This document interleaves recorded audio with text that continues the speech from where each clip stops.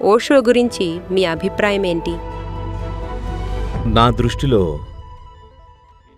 20వ శతాబ్దపు అత్యంత పదునైన మేధావుల్లో ఆయన ఒకరు. అందులో ఏ సందేహం లేదు. ఆయన గురించి గాని, ఆయన బోధనల గురించి గాని నాకు తగినంత పరిచయం లేదు. ఒక అంచనాకు వచ్చి ఆ బోధనల విలువ ఏంటని నిర్ణయించడానికి. అది నా పని కాదు. ఎందుకంటే నాకు తగినంత పరిచయం లేదు. 17, 18 ఏళ్లప్పుడు ఒక పుస్తకం చదివాను. ఆ తర్వాత లేదు. ప్రజలు నాకు అవన్నీ ఎక్కడో స్టోర్ రూంలో పెట్టెల్లో ఉన్నాయనుకుంటా. ప్రజలు నాకు ఇంత పెద్ద పెట్టెల కొద్దీ రజనీష్ పుస్తకాలు ఇచ్చారు నాకు. వాటిని చూసే సమయం నాకు దొరకలేదు. బహుశా ఏదో ఒకరోజు చదివితే అప్పుడింకాస్త చెప్పగలనేమో. కాని ఆయన గురించి నాకు తెలిసిన కొద్దిపాటితో 20వ శతాబ్దపు అత్యంత పదునైన మేధావుల్లో ఆయన ఒకరు. అందులో ఎలాంటి సందేహం లేదు. ఎన్నో విధాలుగా లోతైన దృష్టిగలవారు. కాని నేననుకోవడం ఇది కూడా ఒక తీర్పు కాదు.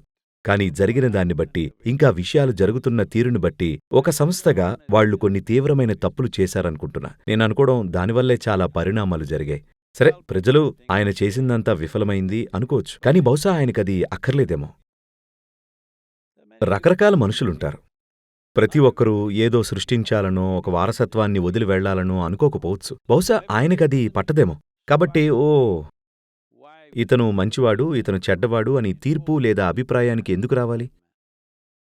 ఆయన ఏంటి అన్నది ఏదైనా లక్షలాది మంది ప్రజలు వాళ్ల జీవితాలు రూపాంతరం చెందాయని చెప్పారు.